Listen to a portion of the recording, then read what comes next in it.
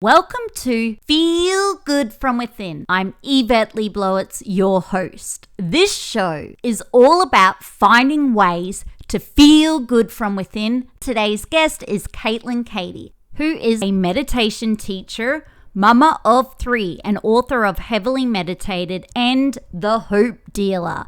Caitlin has been called a well-being whiz by Australian Yoga Journal, and her work has been featured in Women's Health magazine, Marie Claire, Real Living, Vogue, Prevention, and Body and Soul. Today we're going to be talking to Caitlin about her brand new book, The Hope Dealer, as well as her very personal grief story, along with meditation, self-care, and how to stay calm, centered, and grounded in the lead up to the busiest time of the year. Merry Christmas, everyone! I hope you enjoy being part of the show and it allows you to learn, develop, and grow. Hi, everyone. It's Yvette Lee-Blowitz from SpiritGirl.com, and welcome to Feel Good From Within. I'm super excited to be here with you today and with our very special guest, Caitlin Cady, who is an author, meditation teacher, hope dealer, and wellness whiz. Caitlin is a certified yoga and meditation teacher, and her brand new book is The Hope Dealer. Welcome back to the show. This is your second time back.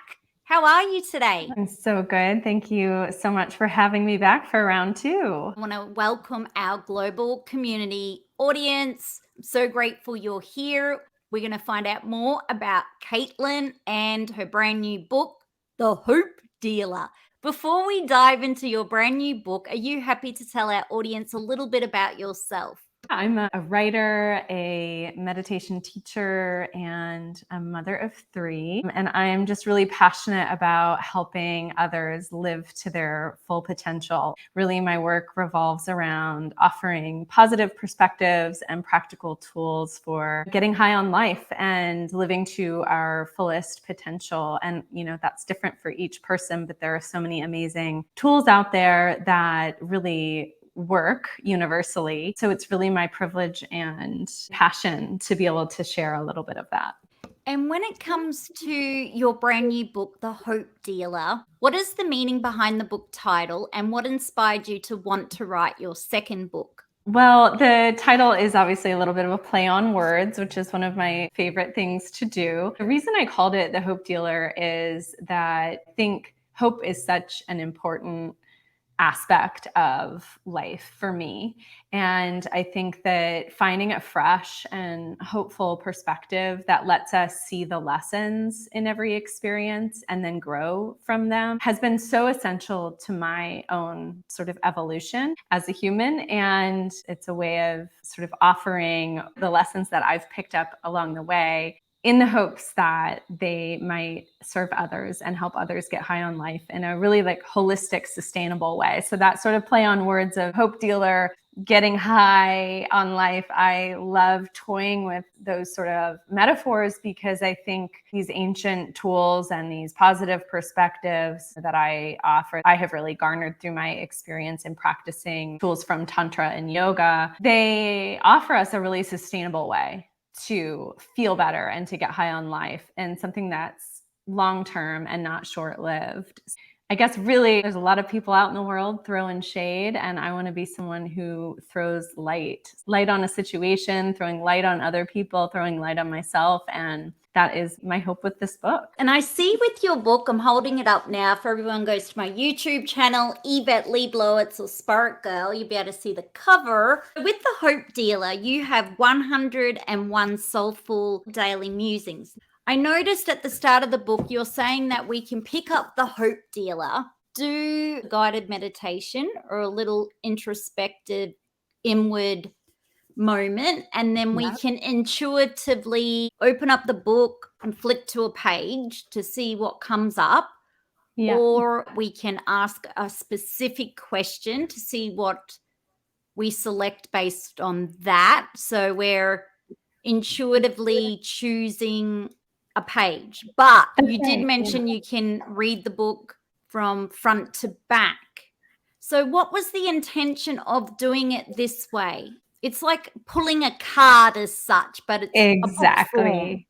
That's exactly right. So a lot of these writings originated when I co-founded a street magazine here in Byron Bay. And someone who worked with us there, who was editing it at the time, was like, why don't you have a column in this where we just pull some of your blog posts and Instagram posts and put them in a little column? And I thought, oh, okay, like that's a great idea. It had never occurred to me. I said, yeah, let's give it a go. And so we started running these columns once a week. And after a few months, people started to come up to me in the grocery store and be like, are you Caitlin? You write that column? I love that column. I cut it out. Or this week's one really resonated with me. And I'd have friends go to other people's houses that I didn't know, and they'd have them, taped up on their fridge or on their bathroom mirror, and started to sort of give me an idea about the way that we like to interact with messages, right? We love the idea that there's a message that's meant for us, this sort of like idea of divine timing, right?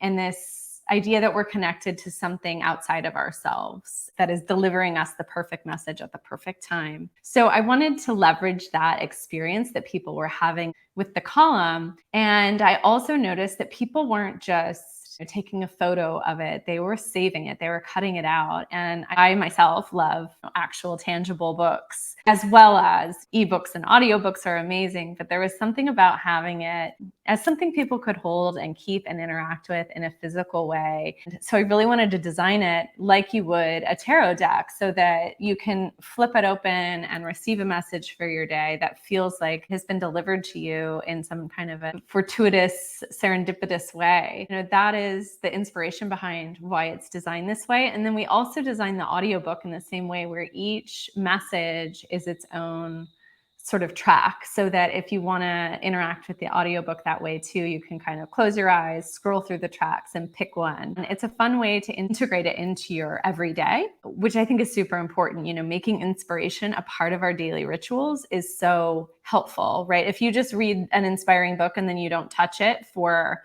3 months, that's maybe not going to serve you and keep you connected to inspiration. But if it's something that you can dip into, have a little bite-size dash of inspiration that might open your eyes or give you a positive perspective or a reframe of a situation, and then you can dip back in every day, that's going to help you bring those ideas and those themes and those concepts off of your mat, your meditation cushion, or wherever, and into your life. I really love that concept and idea. And I have to say, your books are always beautiful. Hardcover book. And I do agree. I love the feel of a book.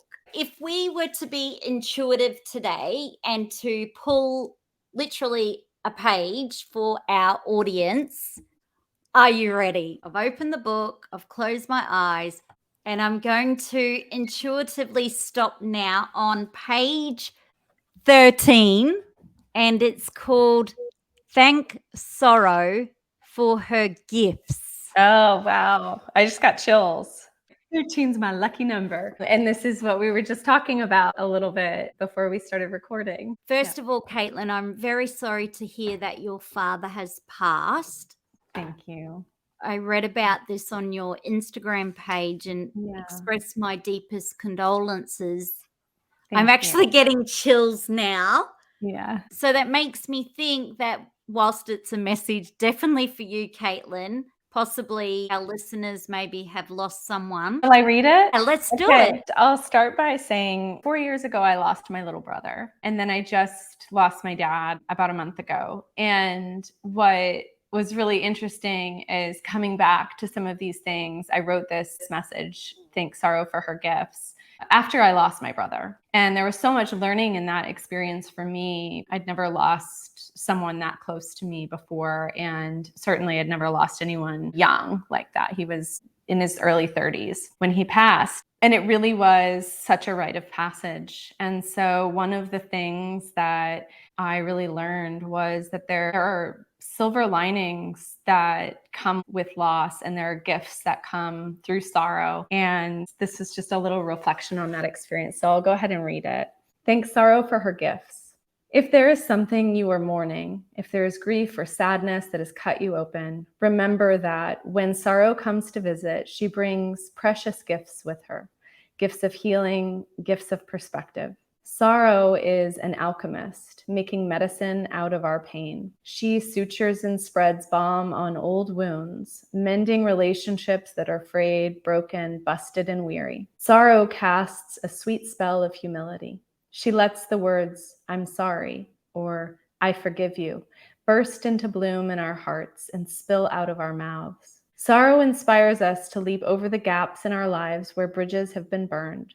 Sorrow awakens us to our wings, reminds us that we can always soar away from contempt, anger, and blame, over the river of judgment, and land softly on the banks of understanding. Sorrow reminds us that in the equation of a life, the bottom line is love. Not things, not awards, not money, not our dress size, not how much we achieved, not who was right or who was wrong. The bottom line is how well you listened, how freely you gave, how joyfully you served, how generous you were, how patient, how grateful, how you made people feel, how much room you made in your heart, how many tender moments you had. Of course, next to these gifts of healing and perspective, sorrow also holds within her the sharp spurs of regret. These barbed messengers teach us that we can do better. So do better while you have the time, before your life slips through your fingers. Thank sorrow for her gifts. Let her remind you of how precious this life is, how fleeting, how changeable. Honor her by accepting these gifts. Let them illuminate and soften any grievances calcifying the tightly wound helix of your heart. Start right now. Gather this moment up in your arms. Wrap it up in the embrace of your full attention. Listen well, love well. Be exquisitely tender, patient, and grateful. Make time, become a bridge. Lay down the heavy armor of judgment. Say, "I'm sorry," like it's a prayer. Remember that we only have two options, love or fear. Remember that this life is only ever for loving. Remember that loving and giving are the only ways to make a life matter. That is so beautiful. That's so Thank you. beautiful. Thank you for letting me share that. That was so beautiful. I'm sure our audience loved the message that came through.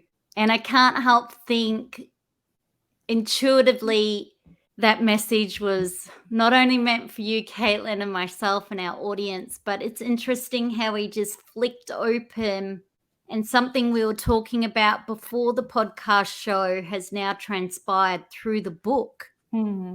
Yeah, I mean, that's exactly what I was sort of Yeah. referring to, is that feeling of creating meaning in our lives and that there's themes. And that's part of the invitation, really, of the book, of weaving it into a daily ritual, is that the more ritual and reverence that we create in our lives, the more meaningful that life can feel, because we can start to see the themes and we can start to sort of not only experience that ourselves, but share it with others as well, which is so beautiful. So beautiful. And when it comes to, sadly, the passing of your dad, what are some things that you've been doing to sort of help with the grief?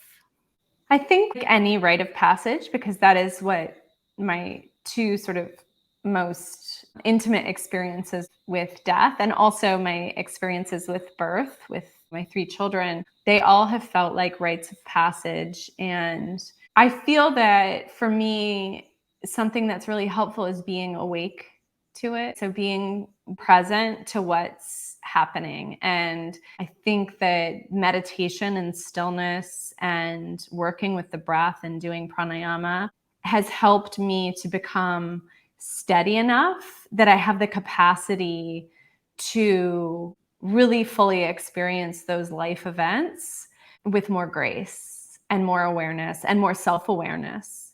I think that has served me well in those experiences. So continuing to do the things that I do regularly anyway, stillness and silence and meditation and reflection, and also rest. I found that maybe other people who had experiences of caregiving for a loved one can relate to this. I find that the end of life and the beginning of life are so similar. And I was privileged enough to participate in caring for my father in his last days of life. And it was such an honor. And it was so similar to having a newborn in a lot of ways. And the most important thing that I did for myself, with the support of my other family members who were in it with me was going and laying down and resting for just a small amount of time. Yoga Nidra is sort of my preferred rest practice. Most days I would go into another room and lay down and, put something over my eyes and just spend 15 or 20 minutes doing a Yoga Nidra practice. And that was such a gift, not only to myself to sort of restore my senses and my energy, but it also meant that I could come back feeling full again and reconnect with that part of me that's unchanging and stable and centered. Because when you're navigating an experience like that, it's not just holding space for the person who's passing over, but it's also everyone who loves that person who's in that experience with you. So really be of service to everyone and yourself is to be able to show up with that sort of sense of stability and steadiness. So that really helped me in both instances of losing my brother and losing my dad. And I think it is that connecting with the body, that was the part that surprised me, was how somatic grief is. And so I think also just tending to the body and doing things like resting and eating really grounding and nourishing food is really helpful. Anytime I get the chance, I say, if you know someone who's experiencing loss or is a caregiver for someone or has just lost someone, I think the greatest gift that you can give them is a meal, a home cooked meal. It just never goes astray. It is just such a sweet and really appreciated gift. And I think so many of us, we don't know what to do when a friend is going through a time like that. We often go, I don't know what to say. I don't know what to do. And I think that it's like getting back to basics and remembering that people, when they're looking after someone else or they're in a state of grief, the last thing they're thinking about is the body. And it's the first thing that we need to support. Thank you for sharing those tips and things you've been doing to help, because you had to fly all the way from Australia over to Seattle back in the US, which is a long way to fly. But I was only thinking, I'm so grateful you had the opportunity to leave Australia and to fly to be with your father, because a couple of years ago, we couldn't even leave Australia because of the pandemic and COVID. Yeah, there was so much in it for me to be grateful for, and that certainly did not escape my attention. People might be thinking like, oh, she seems okay. And I am okay because I felt so connected to the beauty of that situation. And it's so sad to lose someone that you love, and it's so sad to lose them quickly. But there was so much about that situation that I'm grateful for, because you're exactly right. 2 years ago, I wouldn't have been able to get there. I can't even explain what that would have felt like. It would have been awful. And I think that having those experiences to actually consciously say goodbye to someone or to assist them in their transition in some way, whatever that means to you, is such a privilege and such a blessing. And so I really, truly felt that in this experience. And how about your kids? Because they lost their uncle, 4 years ago, we talk about death and we talk about how to connect with loved ones when they've passed on. And something that really helped me was choosing a sign from my brother. That was something that we did when he passed away. And it has just created all of these amazing and meaningful experiences for us, where just like we experienced today, where you just go, you can't make it up, right? It's these divine sort of moments of meaning where it's not just sort of a coincidence. It's like it happens too often and too regularly and in such sort of bold ways that you just go, it's magic. It really is. It's magic. Yes. So I guess for us, having signs and feeling like we're still connected to the loved ones that have, passed over is really special for us. And I think for the kids, it gives them sort of a way to stay connected to those people and their memories. I also think that it's important to also show all of that to kids within reason. Of course,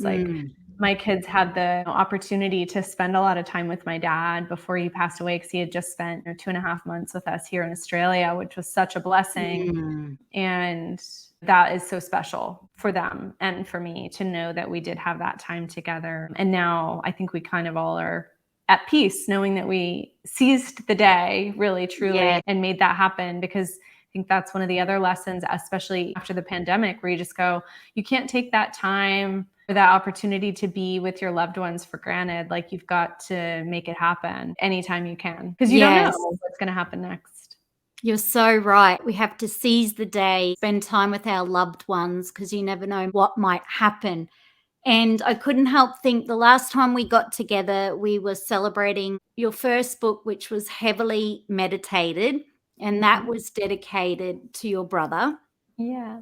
And this book, The Hope Dealer, has been dedicated for your mama, who makes life magic, and for your papa, who taught me how to wonder. Yeah. I mean, that's another thing where I couldn't have planned it. Obviously, I wrote that months and months and months and months before he passed. But it does feel really lovely to have dedicated it to him because he was a person who did teach me how to wonder, and he introduced me to, poetry and philosophy and nature, and really all of those things so deeply inform who I am and the work that I share with the world. And it's something I'm so grateful for. And really, that word wonder, it just kept coming up in the days after he passed with my family when we were talking about what we loved about him. It was this sense of awe and wonder and joy that he brought to life. It does feel very fitting that it all happened that way. It is in his honor, and also in my mother, who's amazing. And she does make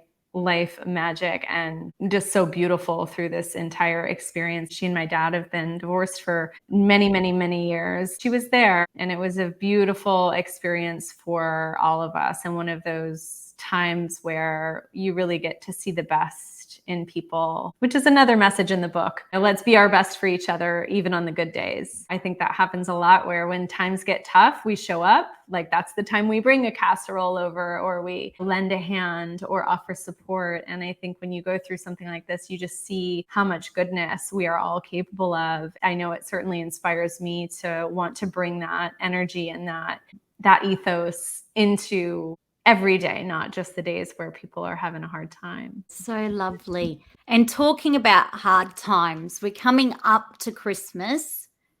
And we obviously it's going to be hard for so Yeah. many people Yeah. for so Yeah. many reasons. Yeah. First of all, let's talk about the cost of living has gone through the roof. Yeah. Yeah. And we have so many crises going on in the world, whether it's an energy crisis, a food crisis. Thinking about Christmas, there's always a lot of stress in trying to get everything done, a lot of more financial stress because people feel obliged to buy a lot of presents and a lot of food.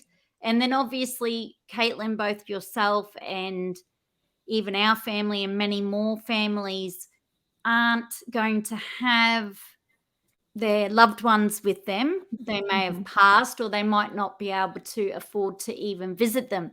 If we find ourselves feeling stressed and overwhelmed because our to-do list is so big and then we have a lot of other stuff going on, what would be one practice we could do to just feel a little less stressed, a Yes. little more grounded? I love this question and this topic.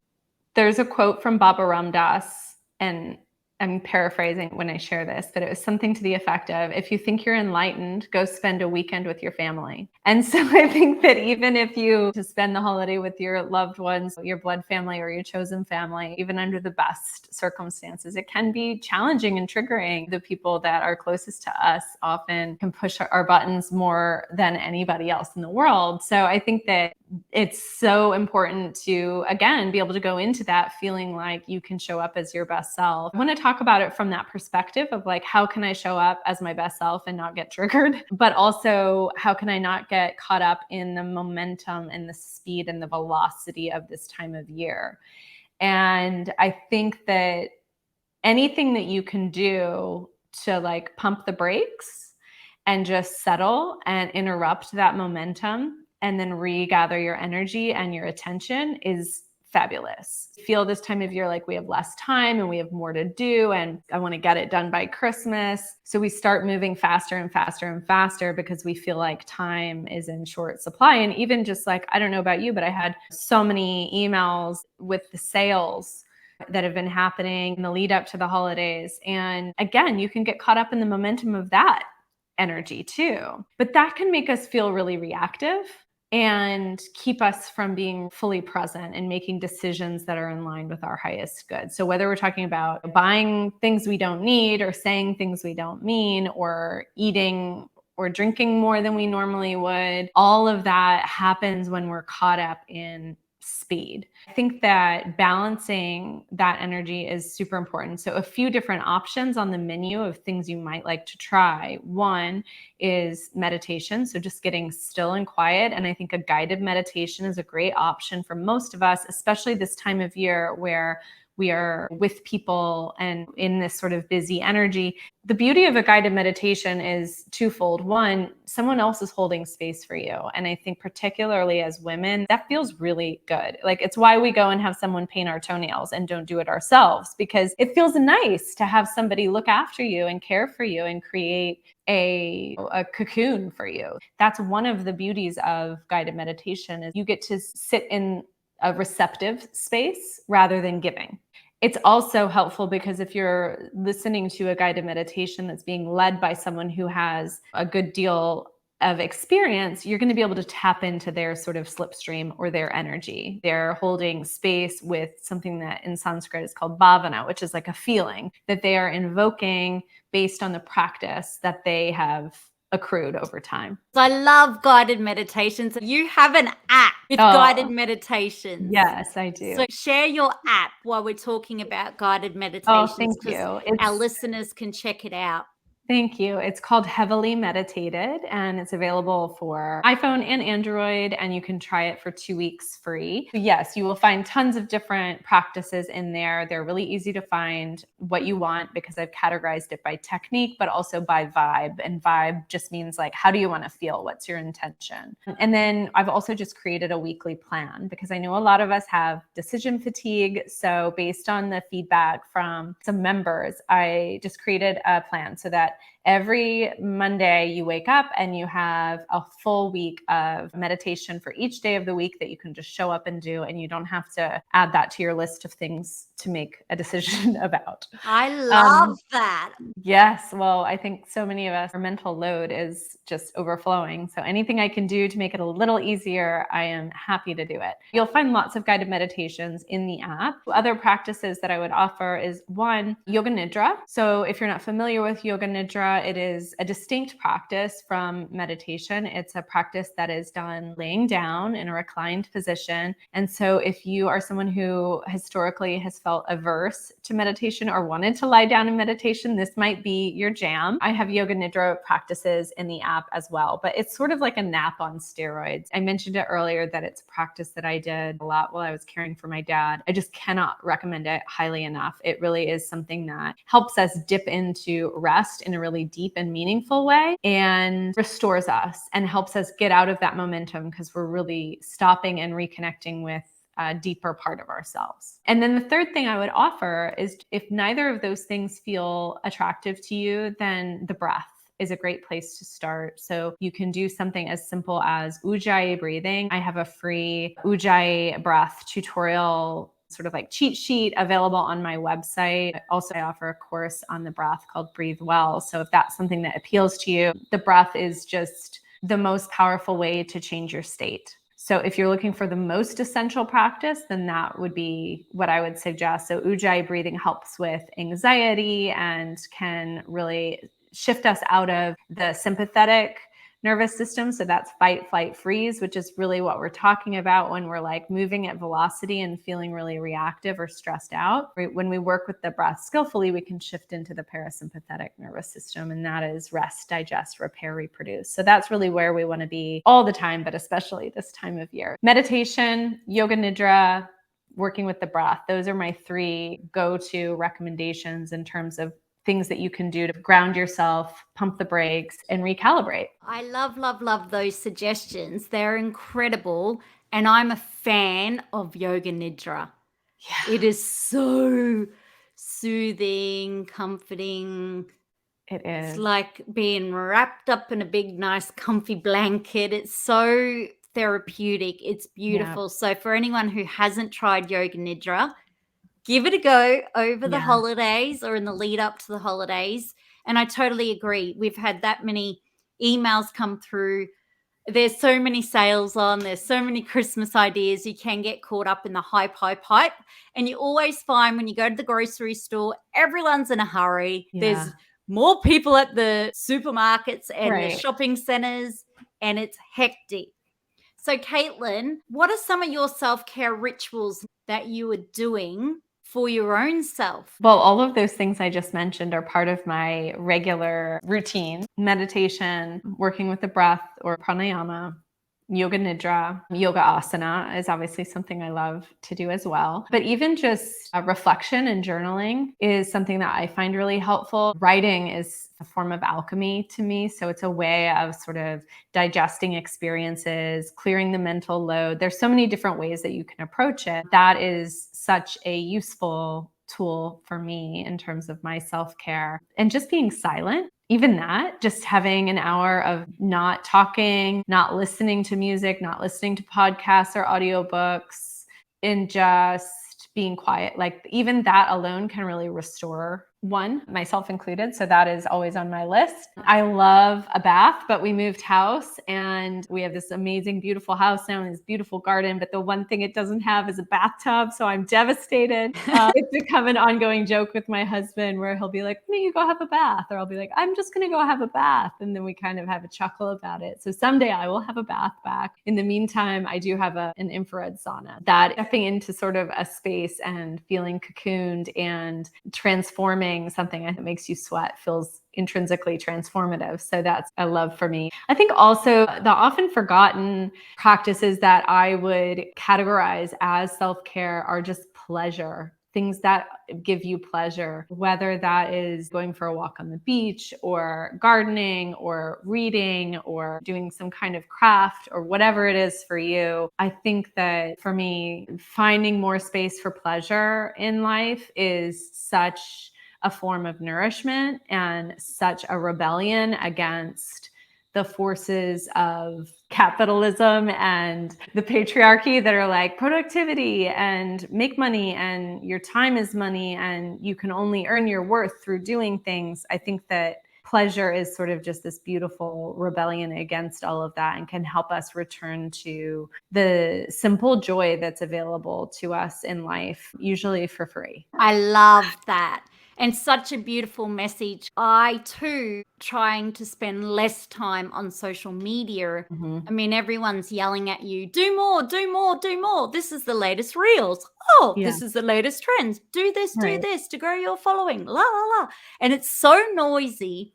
And I wrote a quote which was, silence is a superpower. Couldn't agree And more. really, there's so many people talking in the Yeah. world. It's Yeah. so noisy that you're Mm. so right. Just to go for a walk on the beach and doing these pleasurable things is what can really fill our own cup up. When I last met you, you were teaching your children how to meditate. You were sharing these cute little photos of your little mini me's meditating. Oh. How is that going? They're still all pretty young, but they certainly still mimic me. And recently, which for me is perfect at that age, sharing little bits and pieces is great. I have some guided meditations in the app actually that are for kids because I think they're just great tools for helping kids manage their state and particularly winding down from being upset or needing to wind down for bedtime and things like that. While I certainly still have all of those things on offer for them, I think just modeling that stillness and silence are valuable to them. So letting them see my practice, I think that is teaching them just as much as teaching them the mechanics of meditation. So that is something that I continue to do. And it's really cute. My 5-year-old, because I often, chanting mantras, she's started chanting mantras. She'll come in and put her hands in prayer position and start chanting. And I just think it's so beautiful to see that and to see the way that they are reflecting that sense of reverence back to me. And they are my reason for meditating because I do want to be the best version of myself for them. So hopefully I inspire them because they certainly inspire me. That is so beautiful. I'm so grateful you shared that. And I hope it inspires our listeners if they want to start a meditation practice to be modeling that and for their children to watch.